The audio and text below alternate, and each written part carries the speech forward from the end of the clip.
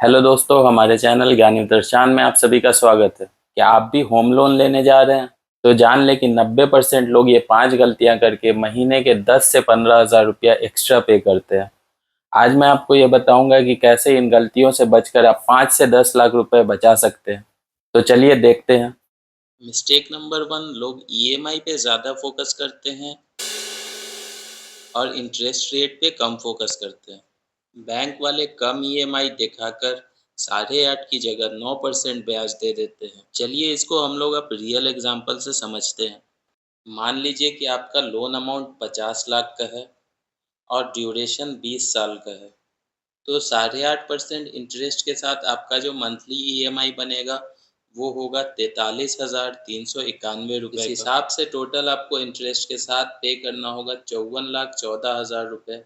और अगर यही सेम लोन अमाउंट आपने 9% इंटरेस्ट के साथ लिया होता तो आपका जो मंथली ईएमआई बनता वो होता 44,986 रुपये का, और 20 साल में आप इंटरेस्ट के साथ टोटल 57,96,000 रुपये पे करते। यहाँ आप देख सकते हैं कि 8.5% इंटरेस्ट में और 9% इंटरेस्ट में 19-20 का फ़र्क तो नहीं है, फ़र्क है पूरे 3,82,000 रुपये का। तो आइए अब जान लेते हैं कि इससे कैसे बचें। आप बैंक्स में इंटरेस्ट रेट के लिए नेगोशिएट कर सकते हैं। बैंक में जाएं और बोलें दूसरे बैंक 8.5% दे रहे हैं, क्या आप मैच कर सकते हैं? होम लोन में जो दूसरा मिस्टेक कॉमनली होता है वो है प्रोसेसिंग फीस और हिडन चार्जेस नहीं पूछना। ये कुछ छुपे हुए खर्चे होते हैं। प्रोसेसिंग फ़ी के नाम पे 0.5 से लेके 1% लोन अमाउंट का आपसे बैंक चार्ज करता है। मतलब अगर आपका होम लोन 50 लाख रुपए का है तो आपको प्रोसेसिंग फ़ी के नाम पे 25,000 से लेके 50,000 रुपये देने पड़ेंगे। इसके अलावा 10 से लेके 20,000 तक लीगल चार्जेस के नाम पे बैंक आपसे ले सकता है। आपको लोन के साथ लाइफ इंश्योरेंस लेने को कहा जा सकता है। बैंक वाले आपसे कहेंगे कि लोन के साथ लाइफ इंश्योरेंस लेना अनिवार्य है, जबकि असल में ऐसा नहीं है। इन चीज़ों से बचने के लिए आप जब भी होम लोन लेने जाएं तो बैंक में ये ज़रूर बोलें कि कृपया सभी चार्जेस को लिख कर दें। इसके साथ ही आप ये सवाल ज़रूर पूछें कि क्या प्रोसेसिंग फ़ी में छूट मिल सकती है। तीसरा मिस्टेक है लोन टेन्योर को लंबा करना।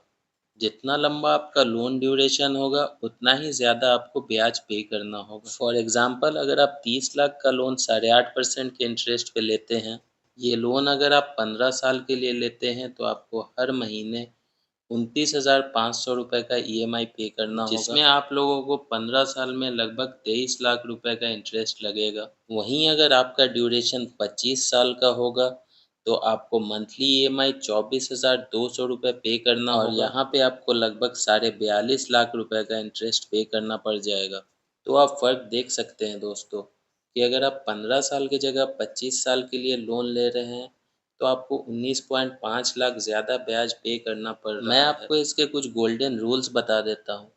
याद रखें कि हमेशा अपने ईएमआई को अपने मासिक आय के 40% से कम रखें। मतलब अगर आपकी मंथली सैलरी 30,000 रुपये है तो आप कभी भी 12,000 रुपये से ज़्यादा का ईएमआई नहीं लें। और अगर आपने लोन ले लिया है तो प्री पेमेंट करने का ट्राई करें, मतलब समय से पहले ही पेमेंट करने का कोशिश करें। अगर आप साल में 5 से 10% एक्स्ट्रा चुकाएंगे तो आपका टोटल इंटरेस्ट 20 से 30% कम हो सकता है। चौथा और सबसे बड़ा मिस्टेक है सिबिल स्कोर और डॉक्यूमेंट्स की तैयारी ना करना, जिससे आपका लोन अप्लाई करते ही रिजेक्ट हो सकता है। याद रखें कि सिबिल स्कोर 750 प्लस होना चाहिए। अगर सिबिल स्कोर इससे कम होता है तो आपको ब्याज 1% ज़्यादा देना पड़ सकता है। लोन के लिए अप्लाई करने से पहले ये 3 डॉक्यूमेंट्स ज़रूर तैयार रखें।